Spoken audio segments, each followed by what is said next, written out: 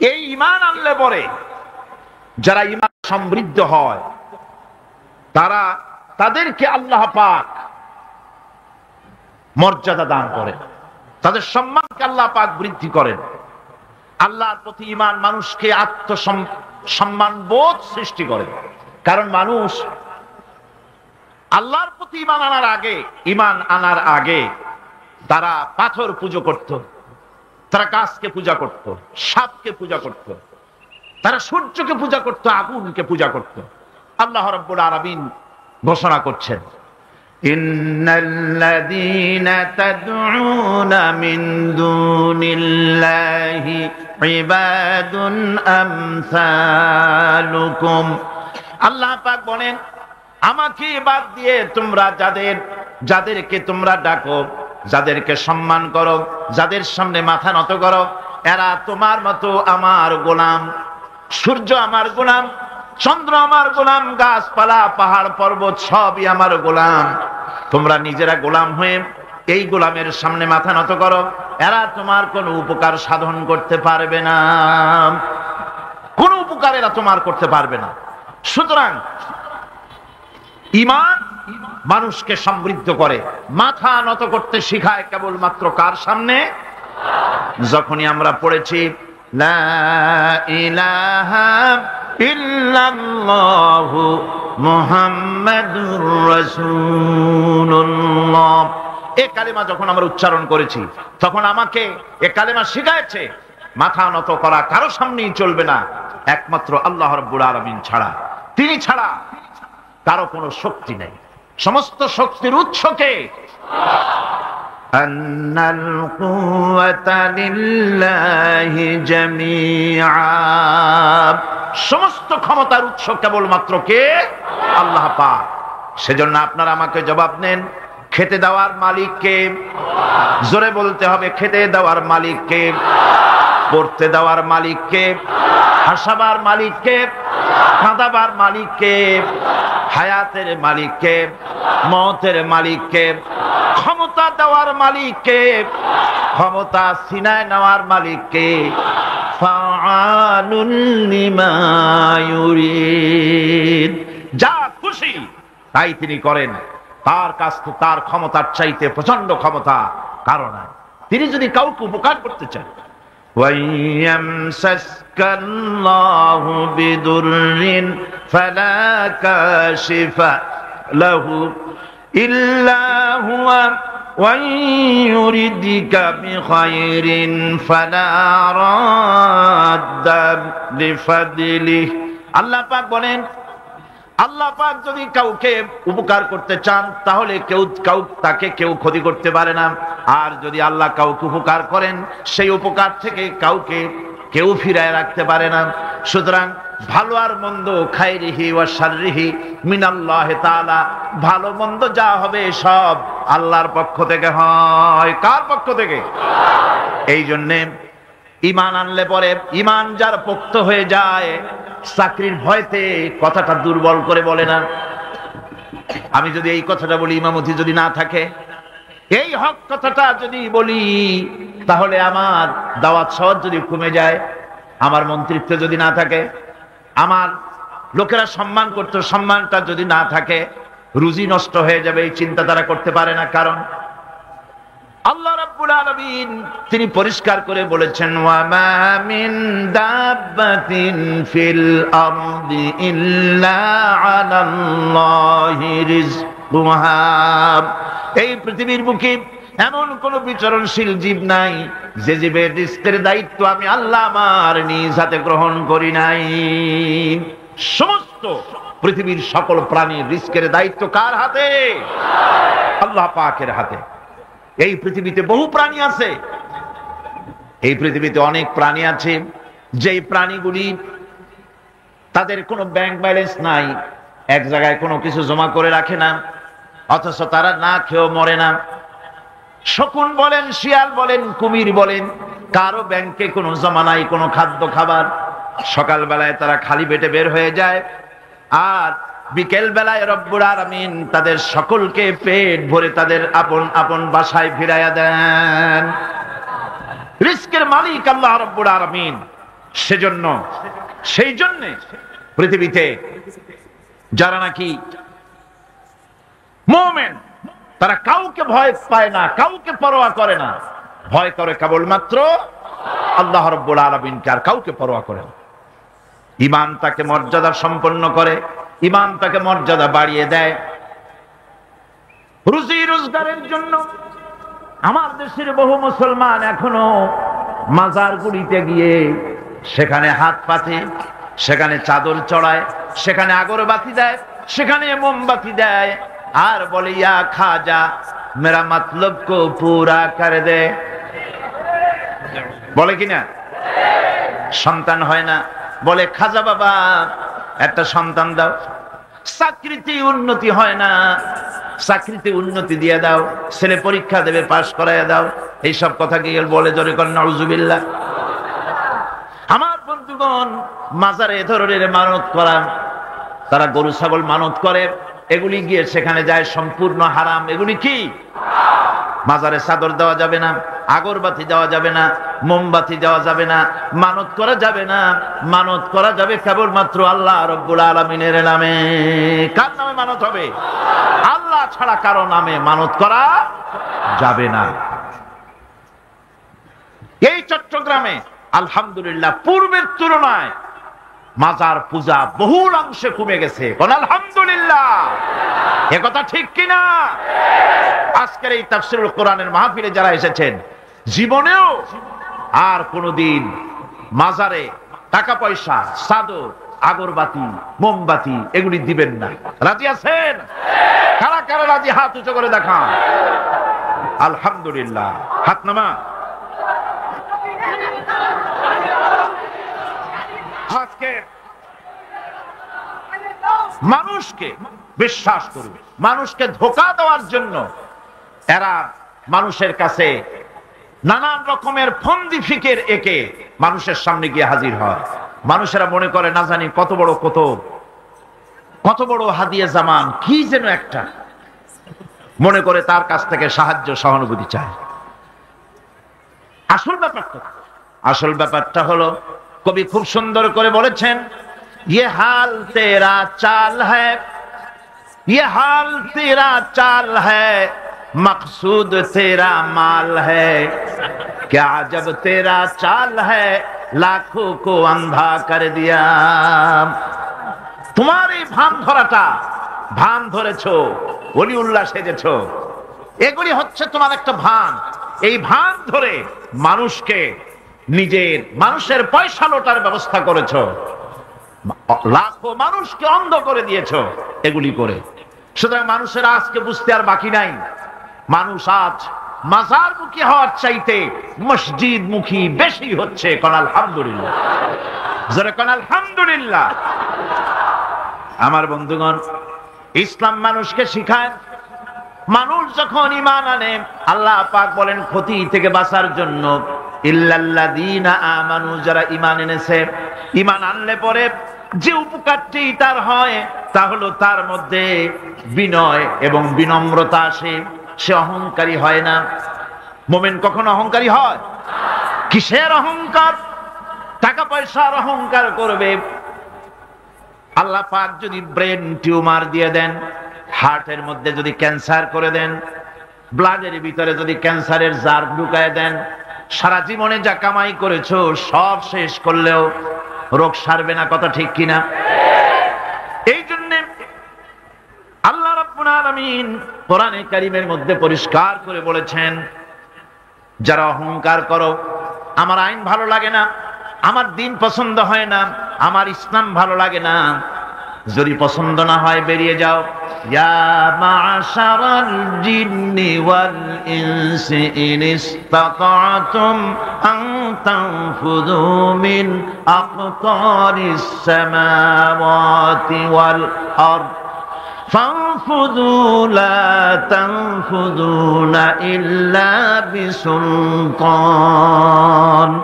ইয়া মা'শারাল জিন, হে পৃথিবীর জিনেরা, ওয়াল ইনস, এবং পৃথিবীর মানুষেরা, যদি সম্ভব করতে পারো আমার এরিয়া থেকে, আমার বিশ্ব থেকে, আমার পৃথিবী থেকে বেরিয়ে যাও। পারবা না? বেরিয়ে যেতে পারবে না। আকাশ আর জমিন দিয়ে এমন ভাবে কভার করেছি, এমন ভাবে প্যাকেট করে দিয়েছি, আমার এই এরিয়া ছেড়ে বেরিয়ে যাওয়ার কোনো উপায় নাই। আছে উপায়? কোনো উপায় নাই। সুতরাং অহংকার করো না। টাকার অহংকার, বিদ্যার অহংকার, স্বাস্থ্যের অহংকার করো না। অনেকে স্বাস্থ্যের অহংকার করে। আমি বলি স্বাস্থ্য খুব ভালো, খুব ভালো। হাঁটার সময় মাটি মসমস করতে থাকে। আপনি কি করতে পারবেন এই অহংকার করে? আল্লাহ পাক বলছেন ওয়ালা তামশি ফিল আরদি মারহান ইন্নাকা লান তাখরিকাল আরদা ওয়া লান তাবলুগাল জিবালা তুলা। আমার এই জমিনের উপরে অহংকার করে হেঁটো না। তুমি তোমার পায়ের আঘাত দিয়ে আমার জমিনটাকে ধসাই দিতে পারবে না, আর অহংকার করে তুমি পাহাড়ের উচ্চতাও ছাড়াই যেতে পারবে না। সুতরাং অহংকারও করো না। আল্লাহ পাক অহংকারীকে পছন্দ করেন না। অহংকার করা আল্লাহ নিষেধ করে দিলেন। যে ব্যক্তি মুমিন, ঈমান জেনেছে, অহংকার থেকে সে মুক্ত হয়ে যায়, এটা ঈমানের বড় ফায়দা। যে ব্যক্তি পড়েছে লা ইলাহা ইল্লাল্লাহু মুহাম্মাদুর রাসূলুল্লাহ, এই কালেমা যেই পড়লো অহংকার থেকে মুক্ত হয়ে গেল। জিকির করুন সুবহানাল্লাহ, আলহামদুলিল্লাহ, লা ইলাহা ইল্লাল্লাহ, সুবহানাল্লাহ, আলহামদুলিল্লাহ, লা ইলাহা ইল্লাল্লাহ। অহংকার কার জমিনে করবি? জমিনের মালিক হচ্ছেন আল্লাহ পাকে। জমিনের মালিককে চিল্লায় কোন? আরো জোরে বলেন, জমিনের মালিক কে? লিল্লাহি মা ফিস সামাওয়াতি ওয়া মা ফিল আরদ। আকাশের মালিক, জমিনের মালিক, সার্বভৌমত্বের মালিক, সবকিছুর একচ্ছত্র মালিকানা কার হাতের মুঠায়? আল্লাহ পাকের হাতের মুঠার মধ্যে। সুতরাং মুমিন ব্যক্তি, যে ব্যক্তি ঈমান আনবে, তার মধ্যে অহংকার থাকবে না। সে অহংকার থেকে মুক্ত হয়ে যাবে। আমার বন্ধু, ঈমান যে আনবে, আল্লাহ পাক বলেন ওয়া ইবাদুর রাহমানিল্লাযীনা ইয়ামশুনা আলাল আরদি হাওনা। রহমানের বান্দা যারা, তারা জমিনের উপরে মাথা নিচু করে তারা হাঁটে, বিনয়ের সাথে হাঁটে, অহংকার করে না। বুক ফুলায়া মাথা উঁচু করে অহংকার করে হাঁটে না। দেখে নেব, এরকম করে চিল্লায় না।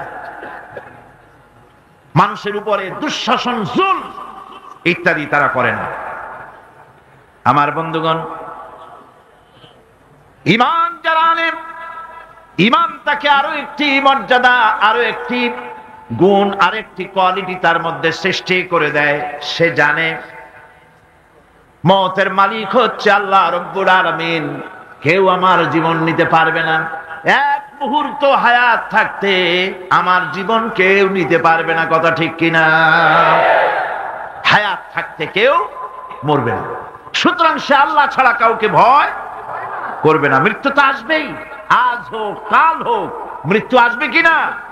কুল ইন্নাল মাউতাল্লাযী তাফিরুনা মিনহু ফাইন্নাহু মুলাকীকুম। মরণ থেকে পালাও তুমি, মরণ তোমায় লইবে ঘিরি। যদিও সুদূর আকাশ পানে, লুকাও সেথায় লাগিয়ে সিঁড়ি। এ মহারোগের ঔষধ নাই, এ মহারোগের চিকিৎসক নাই, নাই সে ঔষধ জগতে। খুঁজিয়া কাতর হইলে কি হবে, পারিবে না তারে ফিরাতে। মৃত্যু অবশ্যই আসবে এবং তোমাকে গ্রেফতার করবে। তুমি যেখানেই থাকোই না কেন, মৃত্যু আসবেই। মৃত্যুর হাত থেকে কেউ রেহাই পাবে না। মৃত্যু আসবে। সুতরাং মরণ যখন আসবে, তখন এই মৃত্যু থেকে কেউ যখন বাঁচবে না, তখন সকলকেই সাহসী হতে হবে। এই ঈমান মানুষকে দুর্জয় সাহসী বানায়। মৃত্যুকে সে পরোয়া করে না। সুবহানাল্লাহ বিহামদিহি। সে ভয় করে কেবলমাত্র কাকে? আল্লাহ রাব্বুল আলামিন। কার কাউকে ভয় করে না। ফাঁসির মঞ্চে দাঁড়িয়েও বিজয়ের হাসি হাসে, যেহেতু সে জানে এ ফাঁসি আমার জন্য আল্লাহর পক্ষ থেকে যদি নির্ধারিত থাকে তবে ফাঁসি হবে, আর যদি না থাকে তাহলে এই ফাঁসি আমাকে কেউ দিতে পারবে না। মিশরের শহীদ সৈয়দ কুতুব রাহমাতুল্লাহ আলাইহি নওয়ারাল্লাহু মারকাদাহু ওয়া জাআলাল জান্নাতা মাসওয়াহু, আল্লাহ পাক তাকে জান্নাতুল ফেরদাউসের মেহমান বানিয়ে নিন। মিশরের প্রেসিডেন্ট জামাল নাসের তাকে ইসলামী আন্দোলন করার অপরাধে, ফি জিলালিল কোরআন লেখার অপরাধে, মাআলিমু ফিত তারিখ এই কিতাব লেখার অপরাধে তাকে গ্রেফতার করলো, তাকে কয়েদখানার ভিতরে ঢুকালো এবং সেইখানে ক্ষুধার্ত পাগলা কুকুরকে ঢুকিয়ে দিল। তারপর অনেকক্ষণ পরে একজন লোককে পাঠিয়েছে, দেখে আসো রুমের ভিতরে কুকুরের সাথে কুকুর কি ব্যবহার করে। নাউযুবিল্লাহ। জামাল নাসেরের পাঠানো সেই লোকটি জেলখানার ভিতরে দৃশ্য দেখে অবাক হয়ে ফিরে এসে বললেন, জাহাপানা, কয়েকখানার ভিতরে গিয়ে দেখলাম সৈয়দ কুতুব নামাজের ভিতরে সেজদায় পড়ে আছে, আর শিকারী পাগলা কুকুর তার পাশে বসে তাকে পাহারা দিতেছে। মৃত্যুর ভয় ইমানদারেরা করে না। তাকে বলা হয়েছিল ক্ষমা চাওয়ার জন্য, তিনি বলেছেন মাজলুমকে ক্ষমা চাইতে হবে জালেমের কাছে, এর থেকে ফাঁসি গ্রহণ করে শাহাদাতের দরজা নিয়ে হাসি মুখে আমি আমার মনিবের দরবারে খাড়া হতে চাই। এটাই হলো ঈমান। আর জামাল নাসেরকে আল্লাহ পাক ইন্তেকাম নিলেন, দুনিয়া থেকে বিদায় করে দিলেন। তুরস্কের প্রেসিডেন্ট যাকে ভাগ্য বিধাতা বলা হয়, আতাতুর্ক বলা হয়, কামাল পাশা আল্লাহর ইসলামের সঙ্গে বেয়াদবি করেছে, আরবি ভাষা শিক্ষা করা হারাম ঘোষণা করেছিল, হিজাব পরা মেয়েদের জন্য হারাম ঘোষণা করেছিল, শাদী শোদা মেয়েদেরকে বিবাহ দেওয়া জায়েজ করেছিল। নাউযুবিল্লাহ। এই কামাল পাশার ঘুম ভেঙে গেল সকালবেলায় কিসের এক আওয়াজে। সে বলল, কিসের আওয়াজে আমার ঘুম ভাঙলো? বলা হলো মুয়াজ্জিনের আজান। মুয়াজ্জিন চিল্লাইলো কেন? ধরে আনো। মুয়াজ্জিন আনা হলো। তারপরে জিজ্ঞাসা, এই বেটা চিল্লাইছিস কেন? সে বলল, আমি তো চিল্লাই নাই, আমি আজান দিছি। কেন আজান দিলি? আমার ঘুম ভাঙলো কেন? তাকে আনা হলো এবং তাকে অর্ডার করা হলো। বলা হলো, কামাল পাশা বলল, আমার সামনে তাকে জবাহ করো, তার সমস্ত শরীরটাকে তরবারি দিয়া টুকরা টুকরা করে দাও। আমার ঘুম ভাঙালো কেন? আল্লাহ রাব্বুল আলামিন কামাল পাশাকে দুনিয়া থেকে বিদায় করে দিয়েছেন। না বেঁচে আছে আজও? ইরানের রেজা শাহ পাহলভী মুসলমানদের পর অত্যাচার করেছে। ২৫০০ বছরের রাজতন্ত্রের প্রতিভূ অত্যাচার করেছে মুসলমানদের পর। মুসলমানের দেশে রাস্তায় রাস্তায় শুকর জবাই হতো। ওলামাদের সম্পর্কে বাসের কন্ডাক্টররা পর্যন্ত এই পর্যায়ে চলে এসেছিল যে আমরা বেশ্যা এবং আলেম এদেরকে আমরা বাসে চড়াবো না। এভাবে করে ওলামাদেরকে ঘৃণা করা হলো, মহিলাদেরকে বেইজ্জত করা হলো, বেপর্দা করা হলো। আল্লাহ পাক অ্যাকশন নিলেন। নেন নাই? জোরে করে নিয়েছেন কিনা? ইরানে বিপ্লব শুরু হলো। এই বিপ্লবে মহিলারাও নামলেন, তারাও বিপ্লবে শরীক হলেন। এরপরে রেজা শাহ পাহলভী পলাবার জায়গা পায় নাই, আমেরিকা গিয়া পালালো। আমেরিকা তাকে জায়গা দিল না, পানামায় আসলো, পানামা জায়গা দিল না। কায়রোতে আসলো, কায়রোর একটি হোটেলে জীবনের শেষ দিনগুলি সেখানে কাটলো। এতিমের মতো, ভিক্ষুকের মতো দুনিয়া থেকে আল্লাহ জিল্লাতির সাথে বিদায় করে দিলেন। সেই আল্লাহ আছেন কি নাই? জোরে বলেন, আছেন কি নাই? ইসলামের সাথে এই শত্রুতা নতুন কিছু নয়, বহুত পুরানা। সাথে জাকা রহা হ্যায় अज़ल से ता इमरोज, साथे जाका रहा है अज़ल से ता इमरोज, चरागे मुस्तफा भी से शरारे बुलहबीस। সেই আবহমান কাল থেকে ইসলামের বিরুদ্ধে এই ষড়যন্ত্র চলে আসছে। আবু জাহেলের গোষ্ঠীরা চেয়েছে চিরকাল মুহাম্মদ সাল্লাল্লাহু আলাইহি ওয়াসাল্লামের তাওহীদের চারাককে, নবুয়তের চারাককে নির্বাপিত করে দেওয়ার জন্য, কিন্তু তারা নিবাইতে পারে নাই। কারণ ইসলাম আল্লাহ পাকের কাজ। সকলে বলেন কাজ। আল্লাহ রাব্বুল আলামিন বলেন ইউরিদুনা লিইউতফিউ নূরাল্লাহি বিআফওয়াহিহিম ওয়াল্লাহু মুতিম্মু নূরিহি ওয়ালাউ কারিহাল কাফিরুন। ওরা চায় মুখের ফু দিয়ে আমার আলোকে নির্বাপিত করে দেবে। আল্লাহ পাক বলেন আমি আমার আলোকে পূর্ণতা দান করব, তাতে কাফির বেঈমানদের মনের মধ্যে যত জ্বালা যন্ত্রণা হোক না কেন, ওদের মনে যত কষ্ট হোক, আমার দ্বীনের আলোকেও নির্বাপিত করতে পারবে না। আবু জাহেল চেয়েছিল মক্কায় রাসূল করিম সাল্লাল্লাহু আলাইহি ওয়াসাল্লামকে শেষ করে দিবেন, কিন্তু পেরেছে কি? পারে না।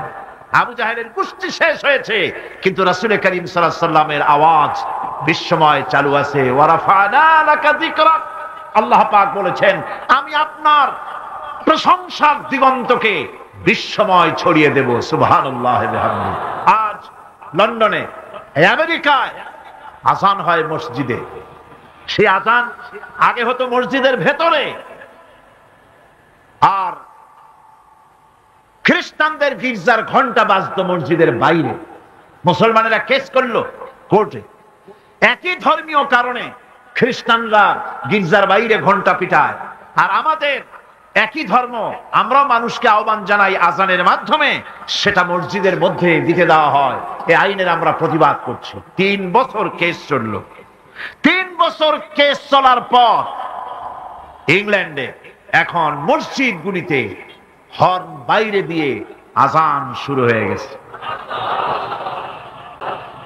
লন্ডনের বুকে মসজিদের আযান মাইকে যখন ছড়িয়ে পড়লো, আমার মনে পড়লো তখন বিশ্বকবি, কবি সম্রাট আল্লামা ইকবাল রহমতুল্লাহ আলাইহির কথা।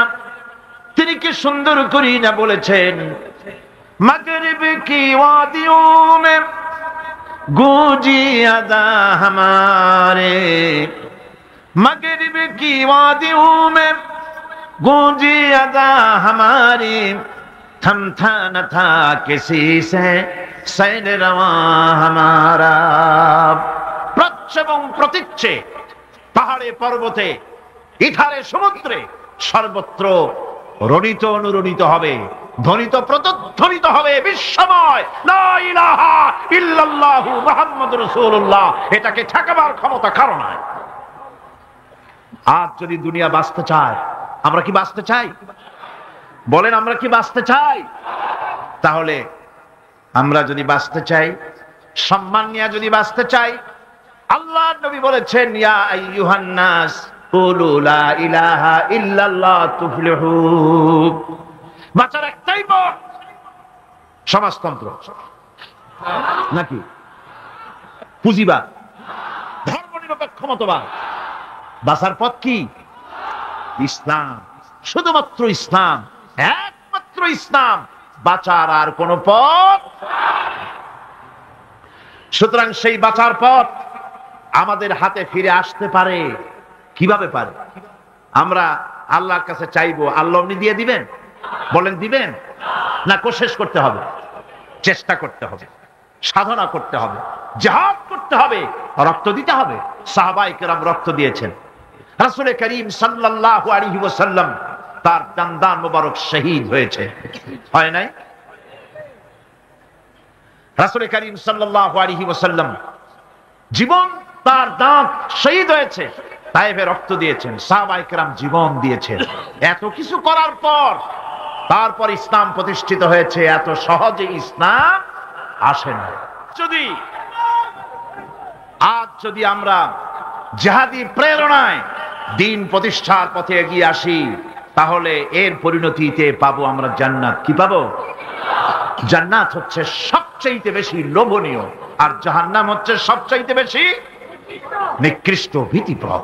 আমাদেরকে কেউ ক্ষতি করতে পারবে না, কেউ আমাদেরকে ধ্বংস করতে পারবে না, যদি আমরা আল্লাহর পথে থাকি। আল্লাহর পথেই আমাদের জানমাল ব্যয় করতে হবে। কারণ আল্লাহ পাক কোরআন শরীফের মধ্যে বলেছেন, ইন্নাল্লাহা আশতারা মিনাল মুমিনিনা আনফুসাহুম ওয়া আমওয়ালাহুম বিআন্না লাহুমুল জান্নাহ। আল্লাহ রাব্বুল আলামিন বলেন, আমি আমার মুমিনের জান এবং মালকে আমি খরিদ করে নিয়েছি, বিনিময়ে আমার মুমিনকে আমার জান্নাত দান করেছি। সুবহানাল্লাহ। মুমিন ব্যক্তি সে ঘোষণা করবে আল্লাহ পাকের সামনে, আল্লাহ শিখায় দিয়েছেন, ঘোষণা করো, কুল ইন্না সালাতি ওয়া নুসুকি ওয়া মাহইয়ায়া ওয়া মামাতি লিল্লাহি রাব্বিল আলামিন। বলো, আমার জান, আমার মাল, আমার সবকিছুকে আমি আল্লাহর ওয়াস্তে, আমার নামাজ, আমার হায়াত, আমার কুরবানি, আমার মত, সবকিছু আল্লাহর জন্য নিবেদিত করে দিলাম। কার জন্য? এই কথা মুমিন ব্যক্তিকে ঘোষণা করতে হবে, মুমিনকে মনে রাখতে হবে। মুমিন ব্যক্তির সবচাইতে বড় উপকার যে সে যত বড় গুনাহগার হোক, ইমাম তাকে এই সাহায্য করে, যত বড় গুনাহগার হোক আল্লাহ তাকে ক্ষমা করে দিবেন যদি সে আল্লাহর কাছে তওবা করে। সে যদি মাপ চায়, আল্লাহ তাকে তওবা করলে মাফ করে দিবেন। এটা হলো ইমাম তাকে নিরুৎসাহিত করে না, ইমাম তাকে নিরাশ করে না, ইমাম তাকে আশার আলো তার বুকের মধ্যে জ্বালিয়ে দেয়। আলহামদুলিল্লাহ। বন্ধুগণ, আল্লাহ রাব্বুল আলামিনের কাছে মানুষ অন্যায় করলে, গুনাহ করে যদি মাবুদের কাছে, আল্লাহ রাব্বুল আলামিনের কাছে যদি দোয়া করে, আল্লাহ পাক বলেছেন, ওয়া ইযা সালাকা ইবাদি আন্নী ফাইন্নী করিব। ও নবী, বান্দা যখন আমার ব্যাপারে প্রশ্ন করে, আপনি বলে দেন আমি বান্দার অতি নিকটবর্তী, আমি বান্দার একদম কাছে। বান্দা যদি গুনাহ করে আমার কাছে মাপ চায়, চোখের পানি ফেলে দেয়, আমি তার গুনাহকে মাফ করে দেব। আল্লাহর কাছে দুইটা ফোঁটা বেশি প্রিয়, একটা হলো জিহাদের ময়দানে যে রক্ত ফোঁটা পড়ে, এই রক্ত ফোঁটা, আর একটা হলো চোখের পানি। আল্লাহর ভয়তে বান্দার চোখ থেকে যে পানি ফোঁটা পড়ে, আল্লাহ রাব্বুল আলামিন এই পানি ফোঁটায় খুশি হয়ে যান। পৃথিবীতে এমন কেউ নাই যে আপনাকে বলবে, যায় আমি তোর অপরাধ মাফ করে দেই, এরকম কেউ কি আছে? কেউ নেই। কিন্তু আল্লাহ পাক বলেন, আমার কাছে ফিরে আয়, চুরি করেছিস ফিরে আয়, জিনা করেছিস, মদ খেয়েছিস ফিরে আয়, যত অপরাধ করেছিস ফিরে আয়। আল্লাহর কাছে বান্দা যখন তওবা করে, গুনাহ করে মাফ চায়, আল্লাহ মাফ করে দেন। শুধু মাফ করেন না, শুধু মাফ করেন না, তার সাইয়্যাত গুলি আল্লাহ রাব্বুল আলামিন হাসানাত দিয়ে বদলায় দেন। সে যে গুনাহ করেছিল, সেই গুনাহগুলি হাসানাত দিয়ে বদলায় দেন। তিনি এমন এক মহান সত্তা, যার কাছে চাইলেই তিনি খুশি হন। हर हमेशा देने को वो तैयार है, हर हमेशा देने को वो तैयार है, जो ना मांगे उससे वो बेजार है। যে চায় আল্লাহ তারে বেশি করে দেন, যে চায় না আল্লাহ পাক তার প্রতি নারাজ হয়ে যান। সুতরাং চাওয়াটাই বেশি জরুরি।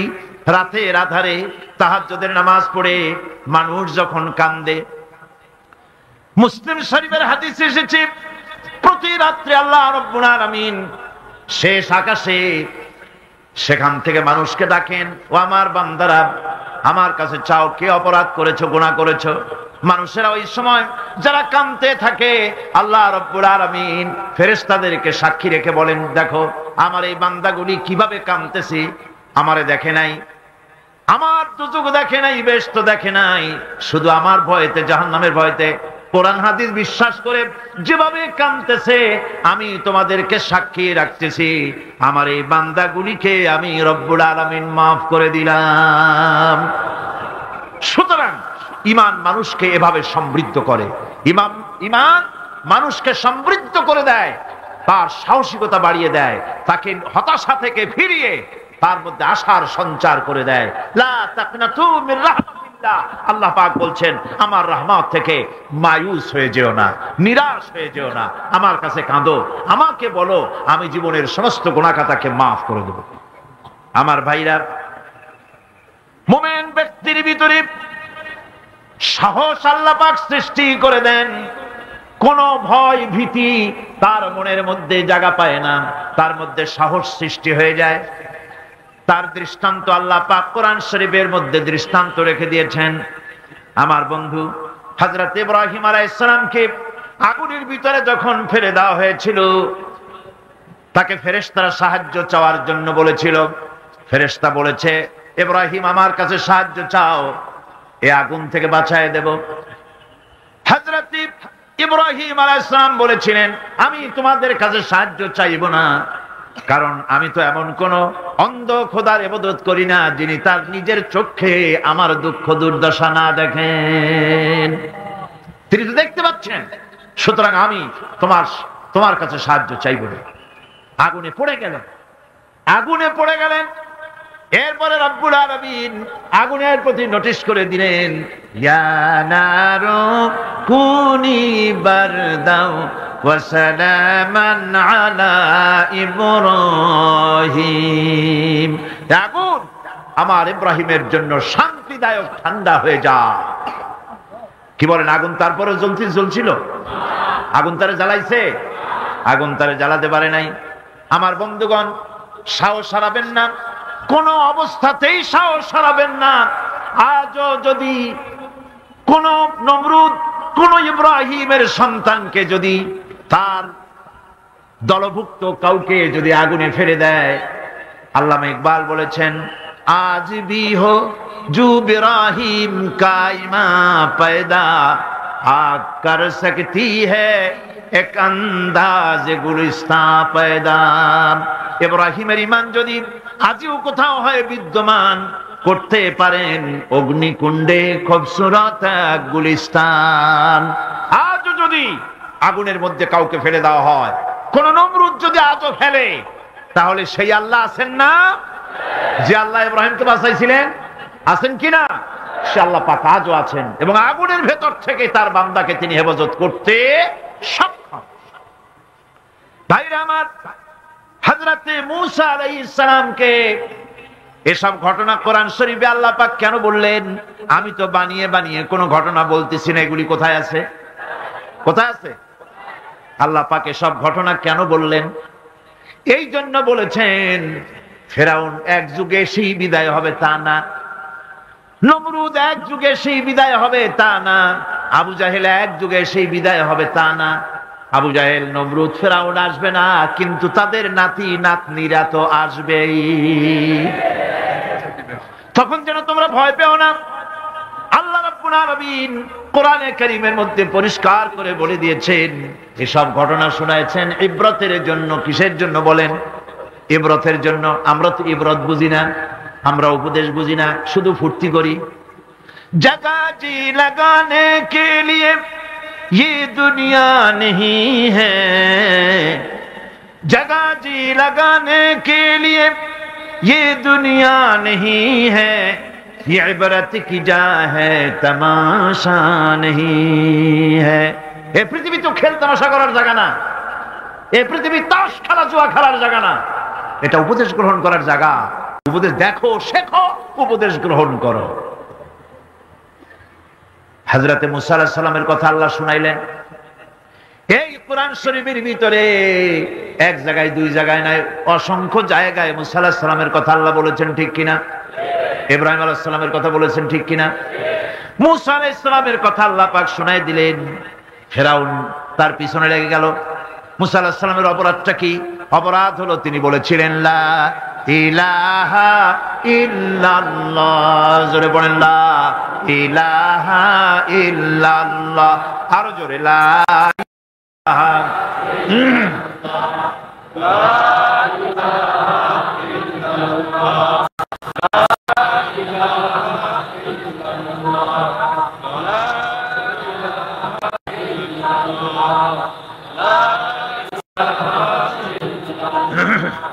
লা ইলাহা ইল্লাল্লাহু মুহাম্মাদুর রাসূলুল্লাহ। তিনি লা ইলাহা ইল্লাল্লাহর দাওয়াত দিলেন। ফিরআউন জবাবে বলল, মা আলিমতু লাকুম মিন ইলাহিন গায়রি, আমি তো জানি না, আমি ছাড়া আরো ইলাহ আছে, আমি তো জানি না। আমি তো ইলাহ, তুমি আবার নতুন ইলাহ আনলা কই থেকে? আবার যদি আমার সামনে নতুন কোন ইলাহের সন্ধান দাও, যদি দাওয়াত দাও, লা আজআলান্নাকা মিনাল মাসজুনিন, কারারুদ্ধ করে রাখবো, জেলখানায় ঢুকাবো। মুসা আলাইহিস সালাম বললেন, ফিরআউন রে, কারে তুমি ভয় দেখাও জেলখানার? আমি তোমার জিলের পরোয়া করি না, কারণ আমি আল্লাহ রাব্বুল আলামিনের পয়গম্বর মুসা কালিমুল্লাহ, জেলের পরোয়া আমি করি না। ফিরআউন তারে ঘিরে ফেলল, দরিয়ার কিনারে 3 দিক থেকে আক্রান্ত হয়ে গেল।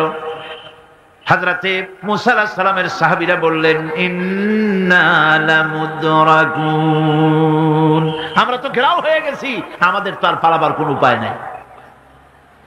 মুসা আলাইহিস সালাম বললেন, কাল্লা, কখনোই নয়, ইন্না মাইয়া রাব্বি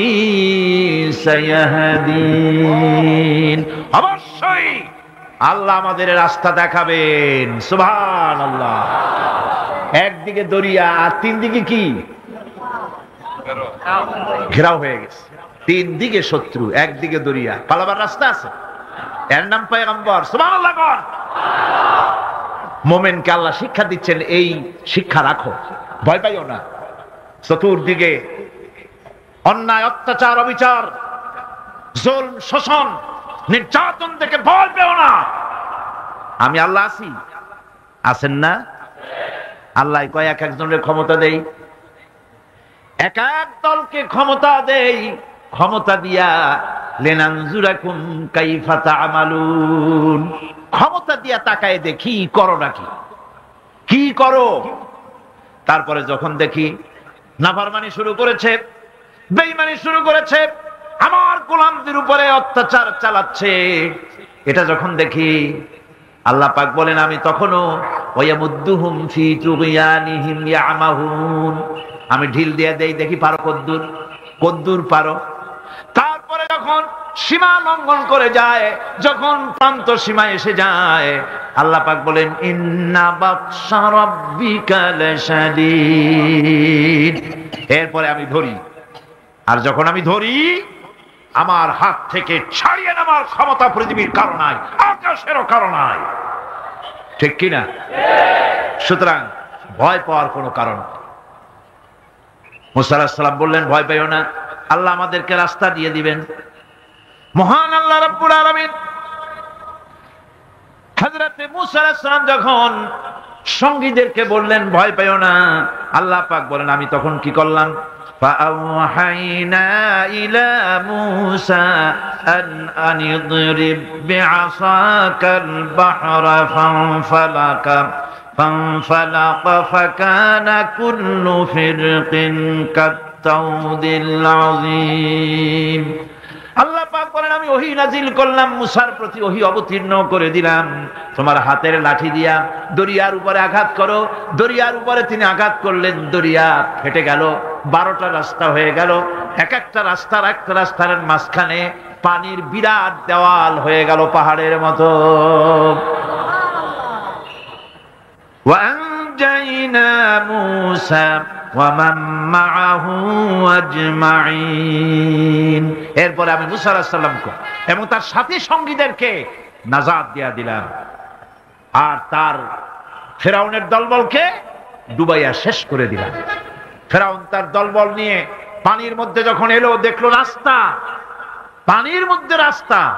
মুসা আলাইহিস সালামকে ধরার জন্য পূর্ণ উদ্যম এবং উৎসাহ নিয়ে দরিয়ার ভেতরে ঝাঁপিয়ে পড়লো, রাস্তা দিয়ে এগোতে লাগলো। মাঝখানে যখন এলো, আল্লাহ পাক বললেন, কোন আল্লাহ তো সুইচ টেপা লাগে না, কি কর, নৌবাহিনী তো ডাকা লাগে না, সেনাবাহিনী কোথায় আছে খোঁজ নেওয়া লাগে না। যখনই কিছু ইচ্ছা করেন শুধু বলেন কোন ফায়াকুন, যখন বলেন হ্যাঁ হয়ে যায়। যখন সমুদ্রের দিকে তাকায় বলেন কুন, সঙ্গে সঙ্গে সমুদ্র 30 ফিট পানি উঁচা হয়ে যায়। বাতাসের দিকে তাকায় যখন বলেন কুন, 280 মাইল স্পিডে প্রবাহিত হয়ে যায়। যখন মাটির দিকে তাকায় বলেন কুন, সঙ্গে সঙ্গে 5 তলা বিল্ডিং মাটির নিচে চলে যায়। যায় কিনা? এখানে তো গেছে 2 তলা। টার্কিতে, ইরানে, আমেরিকা, মেক্সিকোতে, পৃথিবীর বিভিন্ন ভূমিকম্পের জোন যেগুলি আছে, এরিয়া আছে, এ সমস্ত বিশাল বিশাল বিল্ডিং গুলি ধুলার মতো করে আল্লাহ রব্বুল আলামিন কালইহনিল মানফুস, বাতাসের মতো করে, তুলার মতো করে উড়ায় দেন। সুবহানাল্লাহ। ভূমিকম্প আমার নিজের চোখে দেখছি। ভূমিকম্প হয় কেমনে? চোখে দেখছি মানে ভূমিকম্পের জায়গায় দাঁড়ায় দেখলে তো আমি এখানে আসতেই পারতাম না। ক্যালিফোর্নিয়া, লস অ্যাঞ্জেলেস, ভূমিকম্পের পরের বছর আমার সেখানে দাওয়াত ছিল। ছবির ভিতরে আমাকে ভূমিকম্পের দৃশ্য দেখানো হলো। ওরা স্যাটেলাইট থেকে ভূমিকম্প চলাকালীন সময় ছবি তুলেছে। আমার দেশে রাস্তা হচ্ছে 1 তলা রাস্তা, আর আমেরিকা, ইংল্যান্ডে রাস্তা 5 তলা 6 তলা। টোকিও থেকে গত বছর টোকিও সফর করলাম, জাপানে 5-6 তলা ট্রেন লাইন আছে মাটির তলায়, ইঁদুর ফেল। সেই লস অ্যাঞ্জেলেসে ভূমিকম্প হল। 5 তলা 6 তলা বিল্ডিং গুলি কাতাইয়ে সিজিল্লি লিল কুতুব, কিতাবের পাতার মতো একটার পর একটা ঠাস ঠাস করে পড়েছে। মেয়ে লোকেরা যেমন ডিম মামলেট করে, এই রকমের গাড়ি গাড়ি সুদ্ধা রাস্তাগুলির পেঁচাইয়া মামলেট বানাই দিয়েছে। আমি ছবির ভিতরে দেখছি বিশাল স্ক্রিন, আমার পেছনে যে পর্দা আছে এর থেকে বড় স্ক্রিন, অন্তত 10,000 লোক একসঙ্গে বসে দেখার সুযোগ আছে সেখানে। সব খ্রিস্টান, ইহুদি, 200 জন মুসলমান। আমি স্থান, কাল, পাত্র সব ভুলে গেছি। আমি দেখতে পেলাম মাটি সমুদ্রের ভিতরে যেমন তুফান হয়, মাটিতে ওই রকম তুফান হচ্ছে, আর বিল্ডিং গুলি ভেঙে যাচ্ছে, সমস্ত ব্রিজ গুলি ভেঙে যাচ্ছে। আমি আল্লাহু আকবার বলে চিৎকার মেরে উঠলাম। সুবহানাল্লাহ, কি বিশাল ক্ষমতার মালিক তিনি! শুধু বলেন কোন, সাথে সাথে হয়ে যায়। সুবহানাল্লাহ। সামান্য 3 দিনের মাতবাড়ি, একটু মন্ত্রী, হায় হায়, অহংকারের ঠেলায় অস্থির। মানুষ চেনে না শক্তি, সহ্য, বীর্য, মনে করে সব আমার, কিন্তু কিছুই তোমার না। সময় যখন আসবে দেখবা তোমার কেউ না। টেলিফোনের কাছে হাত দেবা, তারও সময় পাওয়া যাবে না, তার আগেই কাম সারা। দেখেন না আমাদের দেশে পুলিশের অবস্থা দেখেন। পুলিশেরা এরা মন্ত্রী যখন আসে খুব ফিটফাট হয়ে মন্ত্রীকে সেলুট মারে, হাত দিয়ে একটা মারে, পাও দিয়ে আর একটা মারে। আমি চিন্তা করছি যে এটার হাকিকতটা কি, বিষয়টা কি? এই যে 2টা সেলুট, হাত দিয়ে একটা, পাও দিয়ে একটা, কারণটা কি? হাত দিয়া তো বুঝলাম যে সত্যি এরা হাত দিয়া ব্রিটিশ প্যাটার্নে সেলুট মেরেছে, কিন্তু পাও দিয়া, পরে চিন্তা করলাম আসলে ঠিকই আছে।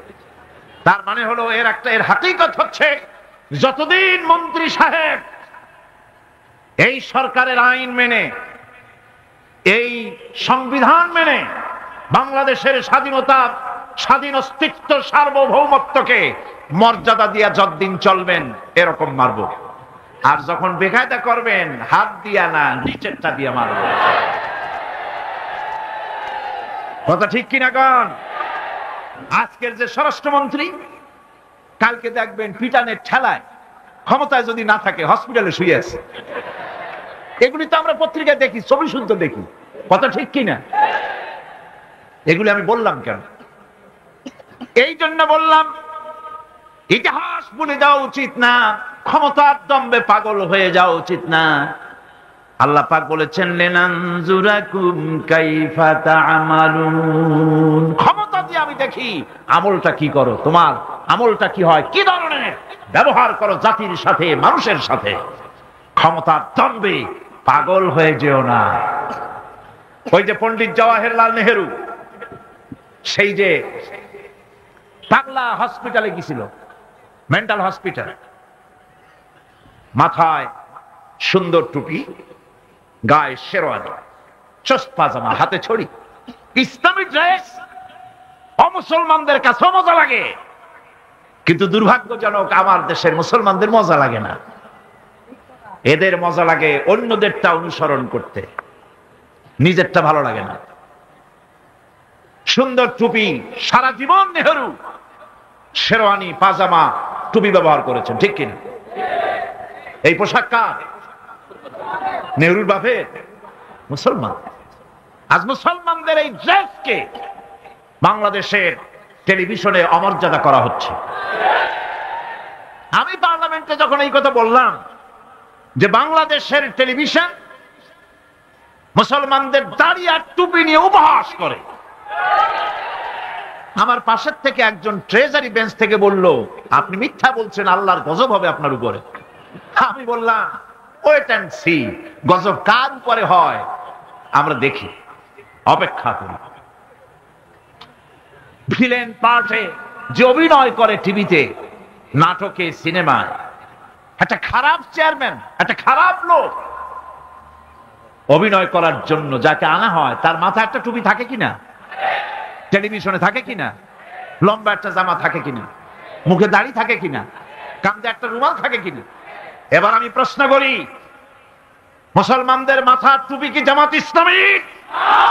মুসলমানদের দাড়ি আর লম্বা জামা কি শিবিরে? এই দাড়ি আর টুপি বিশ্বনবী মুহাম্মদ রাসূলুল্লাহ সাল্লাল্লাহু আলাইহি ওয়াসাল্লামের।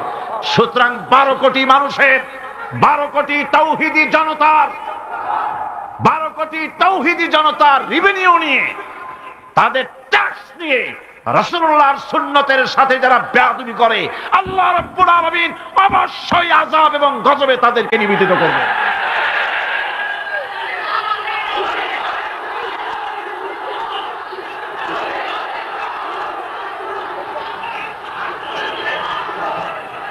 আমার বন্ধুগণ, পণ্ডিত নেহেরু হসপিটালে গিয়েছে, পাগলেরা জিজ্ঞেস করছে, এত সুন্দর কেতাদুরুস্ত লোক তো দেখেনি, তুমি কে গো? উনি বললেন, আমারে ঠিক পাও নাই, আমি ভারতের প্রধানমন্ত্রী পণ্ডিত জওয়াহরলাল নেহেরু। এক পাগল অনেক সময় আপাদমস্তক নিরীক্ষণ করে দেখে বলছেন, ও সেই কথা, তা ঠিক আছে, আমরাও তখন এখানে এসেছিলাম, তোমার মতো এরকম লম্বা লম্বা কথা আমরাও বলতাম, থাকো আমাদের কাছে কিছুদিন, তোমার মাথাটাও ঠান্ডা হয়ে যাবে। সুতরাং দুনিয়ার এই রঙ্গমঞ্চে এসে যারা স্বৈরাচার হয়েছে, মানুষের উপর নির্যাতন করেছে, নিজের মন গড়া আইন কানুনকে চাপায় রাখবার চেষ্টা করেছে, নিজের ক্ষমতাকে দীর্ঘস্থায়ী করার জন্য দলীয়করণ, আত্মীয়করণের নিকৃষ্টতম উদাহরণ সৃষ্টি করেছে, আল্লাহ রাব্বুল আলামিন গজব দিয়ে তাদেরকে বিদায় করেছে। সুতরাং এই পৃথিবীর রঙ্গমঞ্চ, এইখানে আল্লাহ পাক কোন জালিমকে বরদাস্ত করেন নাই, ঠিক কিনা কন? আল্লাহ রাব্বুল আলামিন তাই ঈমানে সমৃদ্ধ লোকদেরকে রব্বুল আলামিন তাদেরকে শুনান, ভয় পায় না। এ ধরনের জুলুম করেছিল ফেরাউন, ডুবাই দিছি তারে। জুলুম করেছিল নমরুদ, নমরুদকে মারার জন্য কোন জেনারেল লাগাই নাই, একটা খোড়া কর্নেল দিয়েই শেষ করে দিছি। দিছে কিনা? একটা ঠ্যাং ভাঙ্গা মশাই শেষ করছে না? একটা ঠ্যাং ভাঙ্গা মশাই শেষ করে দিল। আবু জাহেলের গোষ্ঠী শেষ হয়ে গেল, জামাল নাসের গেল, মোস্তফা কামাল পাশা গেল, রেজা শাহ পাহলভী গেল। তাদের প্রেতাত্মা যারাই দুনিয়ায় যেই মঞ্চে আসলো, আল্লাহ বিদায় করে দিলেন। কিন্তু এমনই দুর্দশা, যে যায় লঙ্কা সেই আর মানুষ হালে ফেরে না। যাওয়ার আগে খুব দোয়া করে, আল্লাহ আর একটা বার, কিন্তু গেলে আর উস থাকেন না, ঠিক কিনা? আমার বন্ধু, ভয় পাওয়ার কারণ নাই। কোরআনে কারীম পরিষ্কার করে ঘোষণা করছেন, আল্লাহ রাব্বুল আলামিনের নবী, তাকেও কাফির বেঈমানেরা দুনিয়া থেকে মিটাই দিতে চেয়েছে। হিজরতের রাতে হযরত আবু বকর সিদ্দিক রাদিয়াল্লাহু তাআলা আনহুকে সঙ্গে করে নিয়ে নবীজি সর পাহাড়ে চলে গেলেন। ফজর হয়ে গেল। হযরত আবু বকর বলেন, হুজুর আর বাঁচার উপায় নাই, কাফেররা দেখে ফেলবে, এখনই পালাই, গুহার মধ্যে ঢুকি। এই গুহার ভিতরে সাপ থাকতে পারে, বিচ্ছু থাকতে পারে, আমি আগে ঢুকি, সাফ করি, যদি কোনো বিপদ হয় আমার উপর থেকে হয়ে যাক, আল্লাহর নবী বেঁচে থাকুন। গুহার ভিতরে নেমে নিজ হাতে সবকিছু সাফ করে হুজুরকে সেখানে তিনি ডাকলেন। নবীজি বললেন, আবু বকর, বড় কষ্ট করেছি, একটু বিশ্রাম করি। হযরত আবু বকর উলুর উপরে মাথা রেখে হুজুর ঘুমায় গেলেন। রাসূল করিম সাল্লাল্লাহু আলাইহি ওয়াসাল্লাম ঘুমিয়ে আছেন, কাফেররা খুঁজতে খুঁজতে এসে গেছে। হযরত আবু বকর বলেন, হুজুর বাঁচার উপায় নাই, কাফেররা গুহার দরজা পর্যন্ত এসেছে, আমরা তো ধরা পড়ে গেলাম। হুজুর বলেন, ভয় পেও না, চিন্তা করো না, ইন্নাল্লাহা মা'ানা, লা তাহজান, ইন্নাল্লাহা মা'ানা, কোনো চিন্তা করো না, পেরেশান হয়ো না, আমরা মাইনরিটি নই, আমরাই মেজরিটি, কারণ আল্লাহ রাব্বুল আলামিন আমাদের সাথে আছেন। কাফেররা কিচ্ছু করতে পারলো না, আল্লাহ পাক হেফাজত করলেন, আল্লাহ তাকে মদিনায় আনলেন, আল্লাহ প্রেসিডেন্ট বানাই দিলেন। সুবহানাল্লাহ, সুবহানাল্লাহ কইতে ইচ্ছে করে না? দুনিয়ায় এই ষড়যন্ত্র নতুন কিছু নয়। হযরত ইউসুফ আলাইহিস সালামকে এই কোরআন সাক্ষী, কে সাক্ষী? ইউসুফ আলাইহিস সালামকে ভাইরা ষড়যন্ত্র করে কুয়ার মধ্যে ভালাই দিল, কুয়ার ভিতরে ফেলে দিল। ওরা মনে করলো কুয়ার ভিতরে ইউসুফ আলাইহিস সালাম মরে যাবেন, আর মাথা উঁচু করে দাঁড়াইতে পারবে না। কিন্তু ইউসুফ আলাইহিস সালামের ভাইরা বুঝতে পারে নাই এটা কোনো কুয়া নয়, মরণ কুয়া নয়। আল্লাহ এটাকে বানালেন একটা টানেল, একটা সুড়ঙ্গ, একটা মুখ দিয়া ইউসুফ আলাইহিস সালামের ভাইরা ইউসুফ আলাইহিস সালামকে কুয়ার মধ্যে ফেলে দিলেন। কুয়ার আরেক মুখ দিয়া রব্বুল আলামিন হযরত ইউসুফকে নিয়ে মিশরের প্রেসিডেন্ট বানায় দিলেন। আল্লাহ রাব্বুল আলামিনের এই প্রচন্ড ক্ষমতা। ইন্নাল্লাহা আলা কুল্লি শাইইন কাদির, সমস্ত জিনিসের উপরে কুদরত রাখেন, ক্ষমতা রাখেন। মুমিন ব্যক্তি এসব শুনিয়া কলিজা ফুলিয়া দেহের চাইতে কলিজা বড় হয়ে যায়। সুবহানাল্লাহ। দুনিয়ার কাউকে পরোয়া করে না, পরোয়া করে কেবলমাত্র কাকে? আল্লাহ পাককে। মাথা নত পৃথিবীর কারো কাছে করে না, মাথা নত করে কার কাছে? জোরে কোন কার কাছে? কেবলমাত্র আল্লাহ রাব্বুল আলামিনের কাছে।